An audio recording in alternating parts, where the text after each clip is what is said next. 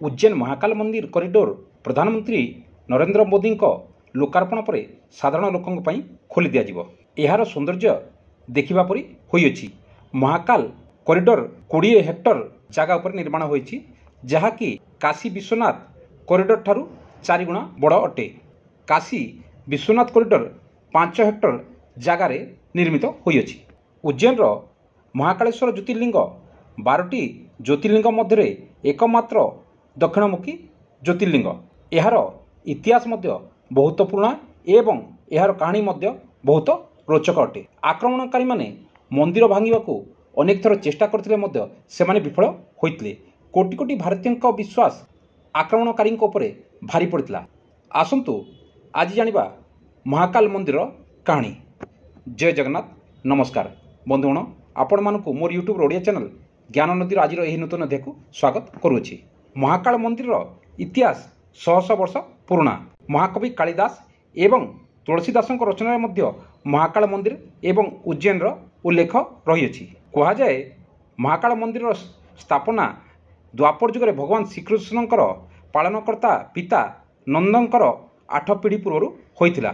शिवपुराण अनुसार मंदिर गर्भगृह जो ज्योतिर्लिंग प्रतिष्ठित होइछन्ति ताहा नंदंकर 8 पीढ़ी पूर्व जड़े गोप बालक द्वारा करा जाइतिला। भगवान श्रीकृष्ण जेतले उज्जैन को शिक्षा प्राप्त करने को आसीथिले सेतेबेले से महाकाल स्तोत्र गान करथिले। गोस्वामी तुलसीदास महाकाल मंदिर उल्लेख करिसंति। 6ठ शताब्दी रे बुद्धकालीन राजा चंद्रप्रद्योत समय रे महाकाल उत्सव अनुष्ठित हेउथिला। ए मंदिर महिमा बाणभट्ट, पद्मगुप्त, राजशेखर, राजा हर्षवर्धन तथा तुलसीदास और रवींद्रनाथ रचना मध्य देखा मिले। मंदिर द्वापर जुग निर्माण होता, किंतु समय समय तार जीर्णोद्धार करा जाइछि। मंदिर परिसर रे ख्रीष्टपूर्व 2य शताब्दीर अवशेष मिली, जहाँकि यही कथा को समर्थन करुछि। यही मंदिर उपरे अनेक थर आक्रमण होइछि। 1100 शताब्दी रे गजनीर सेनापति और त्रयोदश शताब्दी रे दिल्लीर शासक इल्तुतमिश यही मंदिर को ध्वस्त करने पर केतेक राजा पुणी यही मंदिर द्वितीय थर निर्माण करथिले। उज्जैन रे 1107 रु 1728 पर्यंत मुसलमान शासन रहितला। सेही समय सेमाने 5000 वर्ष पुराना हिंदू संस्कृति को नष्ट करने को अनेक थर चेष्टा करथिले। 1100 शताब्दी रे गजनीर सेनापति मंदिर को बहुत क्षति पहुंचाई थिले।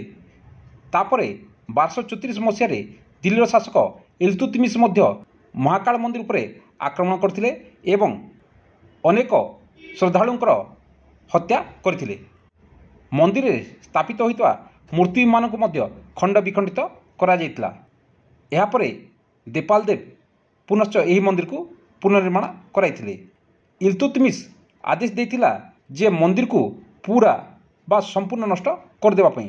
सेही समय एठारे पूजा करुवा पुजारी माने यही ज्योतिर्लिंग को कुंड मध्य लुचाई रखिथिले, जहाँकि 500 वर्ष पर्यंत से महाकाल ज्योतिर्लिंग कुंड मध्य रहिथिले। परे राणोजी सिंधिया यही मंदिर पुनर्निर्माण कराइथिले एवं ज्योतिर्लिंगकर मध्य पुनश्च प्राण प्रतिष्ठा कराइथिले। महाकालेश्वर मंदिर 3 भाग रे तैयारी होइछि। दिव्य ज्योतिर्लिंग मंदिर सबुठारु तल भाग रे प्रतिष्ठित होइछि। मध्य भाग रे ओमकारेश्वर शिवलिंग अछि तथा सबुठु ऊपर भाग रे नागपंचमी रे खोला जाउथवा नागचंद्रेश्वर मंदिर अछि। महाकाल मंदिर को पृथ्वीर सेंटर पॉइंट बा नाभि कहा जाए, कारण कर्कट रेखा शिवलिंग ऊपर दे जाइछि। एबे महाकालेश्वर कॉरिडोर पर पुनश्च यही मंदिर निजर पूर्व गौरव फेरी पारिबो बोली आशा करा जाए।